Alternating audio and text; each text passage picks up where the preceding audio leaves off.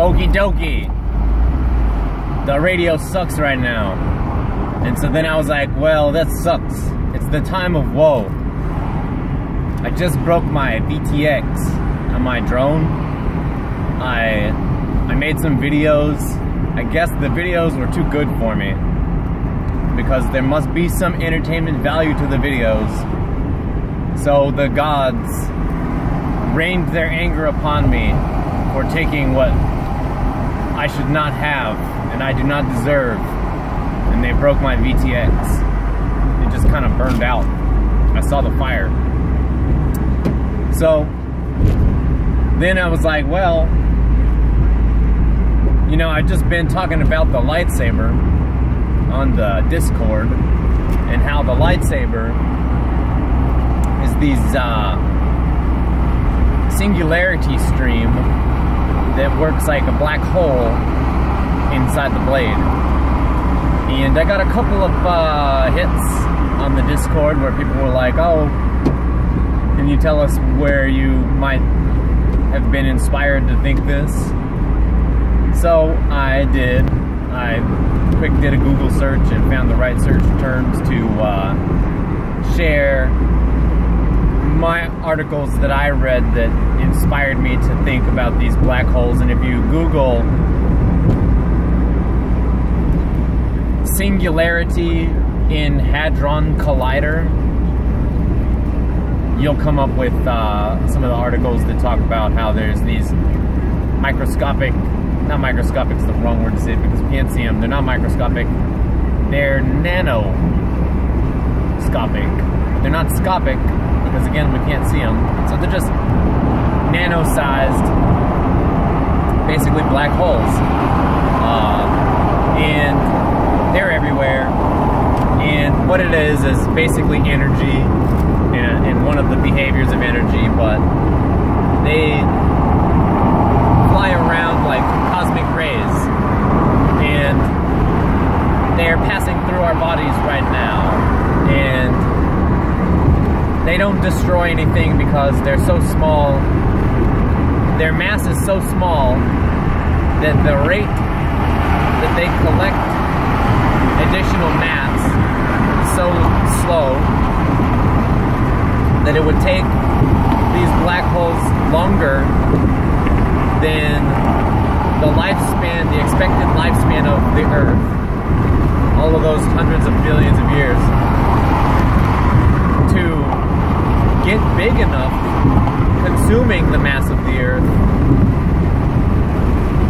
to actually consume the mass of the Earth, then the Earth will actually be around. So the Earth is going to live an amount of time. Let's say one of these black holes didn't just go punching through the Earth and flying out the other side. One stayed in the middle, which isn't really possible because of the way that energy works and what these things are and how small they are, and they're traveling, and that's probably how they can even exist. So they could sit inside the Earth maybe and start absorbing matter, and the Earth would be destroyed by cosmic activity before they got big enough to quickly consume the mass of the Earth anyway. So who cares about these things?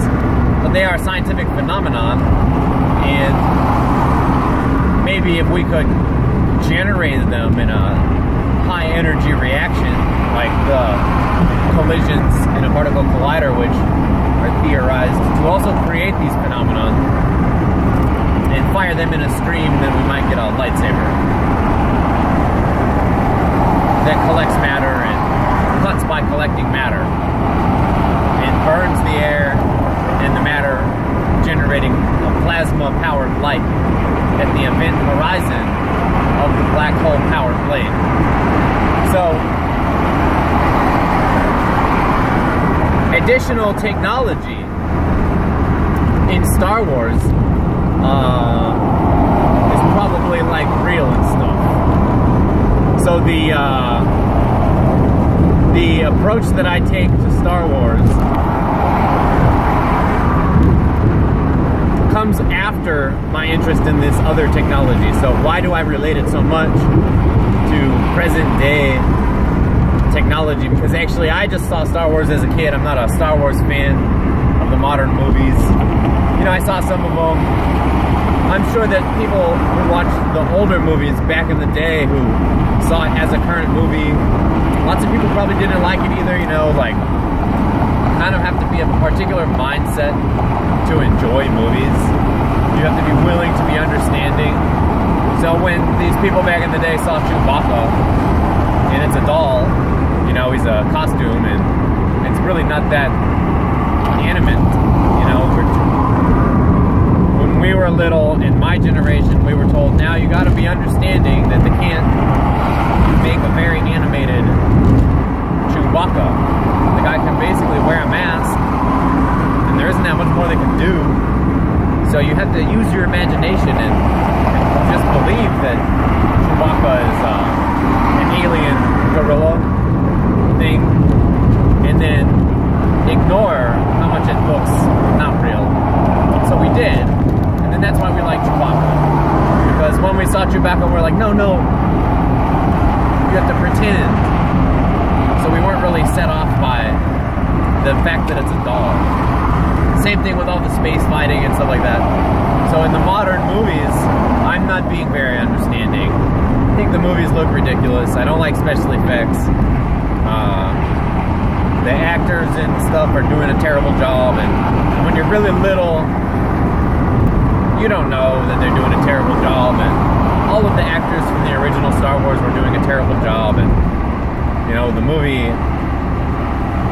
it's just got lots of reasons why it's probably terrible, but I don't look at that stuff because I'm used to not looking at that stuff. But when I see the new movies, I'm like, oh, this is terrible.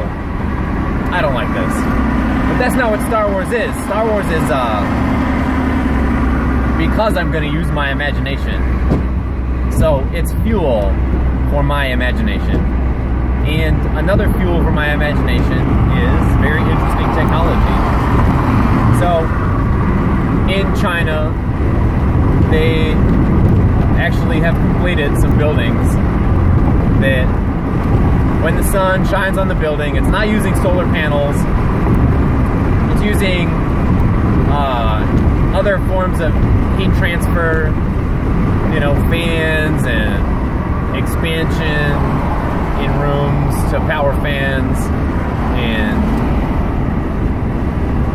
just general like air conditioner type, you know, heat transfer where you use condensed gases and expanding gases to move energy around and collect energy from one place and bring it to another place. It's like an air conditioner. So using that technology there, collecting up all the heat that winds up in the building, concentrating it, and generating electricity. So the giant building works like a very complicated solar panel, because even though a solar panel can convert electricity directly from sunlight, a lot of activity is not sunlight. And the way that it works is, let's say the sun is shining on the building and the solar panel generates electricity, and then you use the electricity in the building. Well, now that energy is essentially gone. I mean, you get to use it one time. But energy is neither created nor destroyed. If your computer is running in the room, all of the energy that goes into that computer, it doesn't stop there. It just passes through the computer and becomes another form of energy because of the energy conversions that the computer is completing in order to achieve its goals. And then the result is that some energy becomes heat in the room, some of it becomes radiation, some of it becomes light.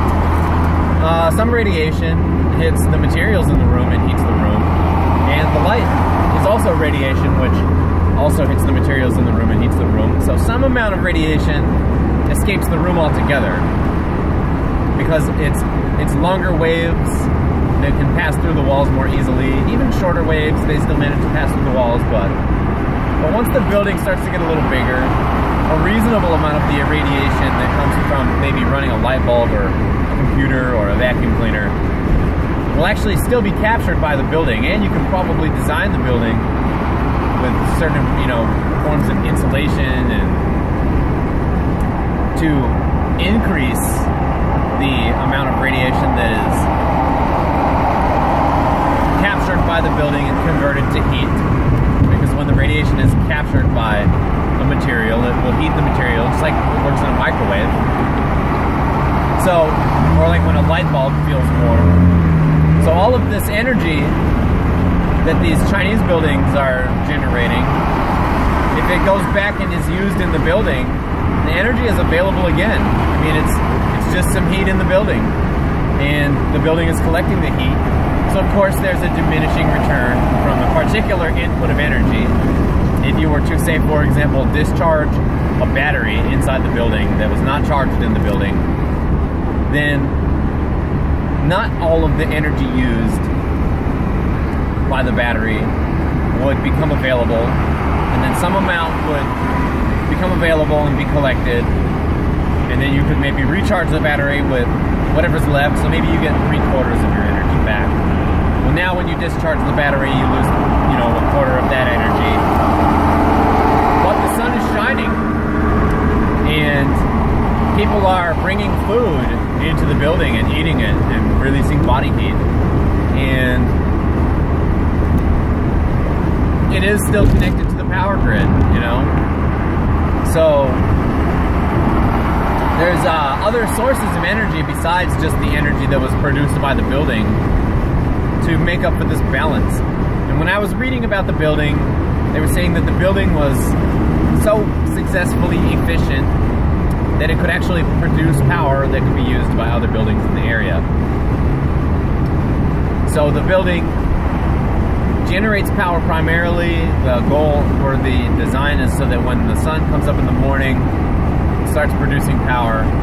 Power is used inside the building, but because the power is used inside the building, the power powers the building. And it's a waste energy recovery system inherently, so any energy used inside the building is recovered by the building, and then there's just basically some diminishing returns, but the energy is much more, you get a lot more out of each joule of energy that the building has. So I'm gonna cut the video short, but maybe I'll start another video. But the whole video is about the Death Star, Star Destroyers, Stormtrooper suits, Darth Vader's suit, and how power production, energy production of future technology has a lot more to do with Stormtroopers wearing armor than them needing to go to battle. You know, because Stormtroopers is like a police force maybe, or maybe they're just an army military, but you know, they don't really need these blast suits all day, and yet they wear them all day. So, you know, it's just, it's one of these things where if you really broke down Star Wars around battle only, a lot of the things might not make the kind of sense. But because of our imagination is so accurate, we made the Star Wars, and then you want to run around thinking, actually, you know, they didn't nuke it up too much, so maybe they're exactly right, and maybe there is some more to the puzzle, and maybe this additional information that creates this Star Wars universe is just the technology that the people are using of the day, and how power production, sustainable energy, may actually bring about a Death Star inherently. It's unavoidable. The Death Star has nothing to do with weaponization, except for anything that could be weaponized probably will be weaponized. So if you build something that can make available that kind of energy, you could also weaponize that energy. So the Death Star, you know, my suggestion is that something like the Death Star would be built whether or not the demand for a super weapon ever even comes about. It won't need to be a weapon for a giant spacefaring civilization with lots of materials available to pursue the development of a giant space station with the capability of firing a huge beam of energy, because that would just be a nice way to, you know, send some energy somewhere that would be collected and used like it's a power plant.